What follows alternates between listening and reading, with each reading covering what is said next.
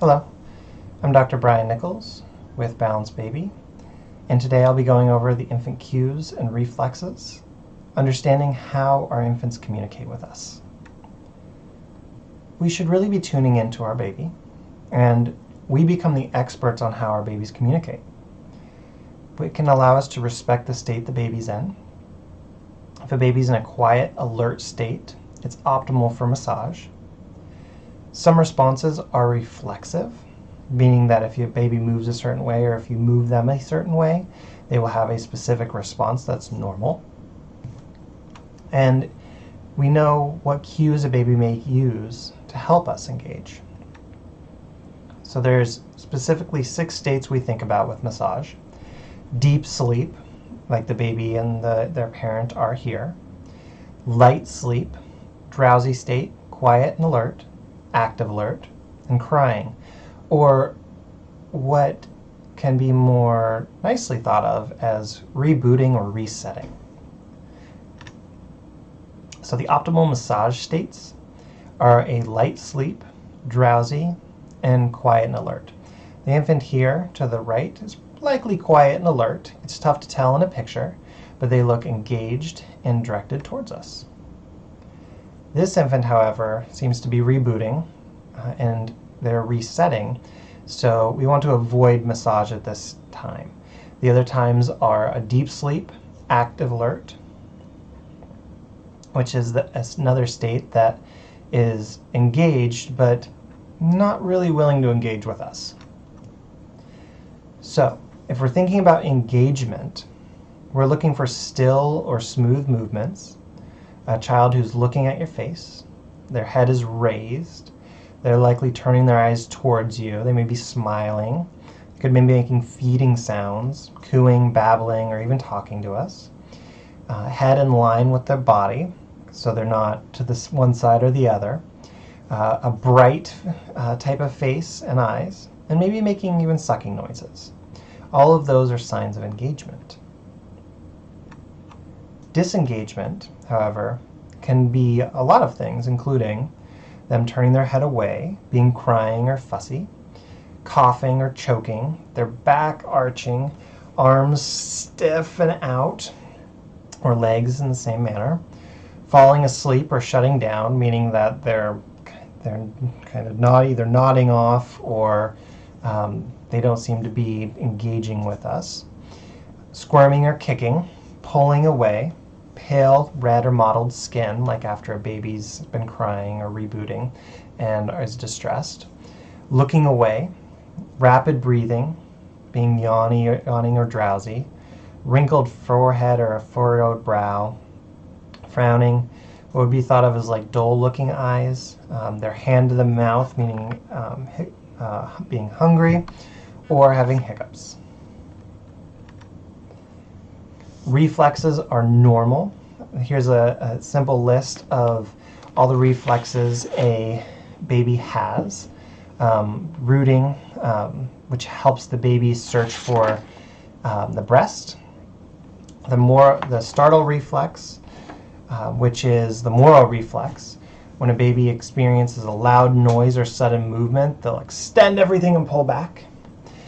Grasping, which is a strong reflex. When you stroke the palm of the newborn, they'll grasp tightly, and some babies can even hold their entire weight with that grasp.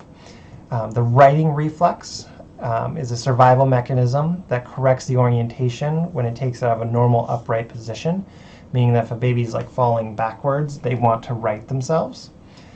The gag reflex, this is a reflex that helps a baby from choking in the first 6 months. If an object or finger goes to the back of the throat, the jaw and the tongue will push forward and downward, trying to push the object out. This disappears around 6 months and is one of the primary reasons why the time for when babies start eating solids, I should say, because they won't be pushing those solids out. The asymmetrical tonic neck reflex, if your baby's head goes to one side, they tend to arch their body and extend one arm and bring the other one towards their body. So they kind of do this motion where they'll come to the side. The stepping reflex.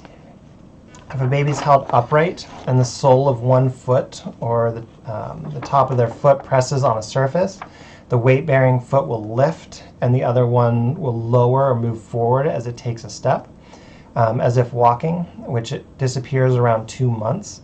So if you're holding your baby up and seeing how they move their legs, they may show that they're stepping, but it's actually a reflex.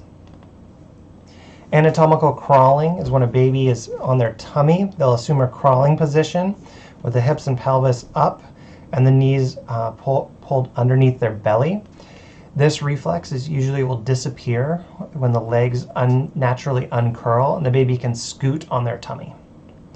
The withdrawal reflex is a natural protection from pain. Like with a medical procedure like a foot prick, the baby will withdraw the foot in pain and the other leg will thrust as if pushing the person away. This actually continues throughout life. So if we withdraw from pain and push essentially the opposite leg towards somebody, withdrawing from them. The takeaway with this is the babies communicate in so many ways. By starting massage in a purposeful, attentive way, we can connect in a positive way. Having a massage plan and respond to your child's response. So instead of going in with, this is the massage I'm going to do, getting that permission, starting and adapting. Sometimes a baby will start fussing and not like something, but if you go to a different area or region, it may help them relax or stimulate if that's your goal. There are some states that massage should be avoided in. That's the deep sleep, active when the baby is out and very tired and can't really easily be roused. This is twofold.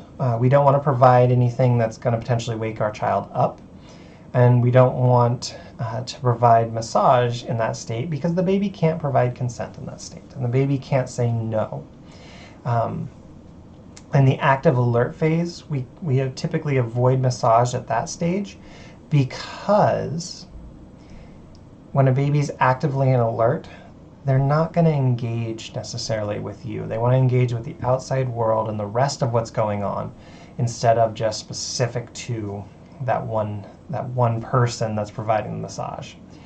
And then rebooting or crying, which is a baby saying they don't like what's going on, and trying to go into a massage typically doesn't help the baby reboot and relax and calm down. A containment hold may be more beneficial in that case, and so we may do a containment hold to allow the baby to reboot, and then they may reboot into a less active state. And so we may then go into that massage to help them relax further and calm. But we don't want to be providing it when a baby's crying, which is really a no, I don't like what's going on.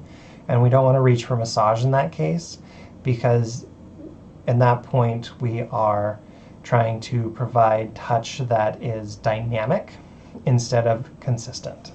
And typically babies will want consistency when they're in that rebooting or crying state than otherwise. Thank you for listening. If you have any questions, I can be reached at brian@balancedbabypt.com. Thank you for your time, and hopefully your massages go well.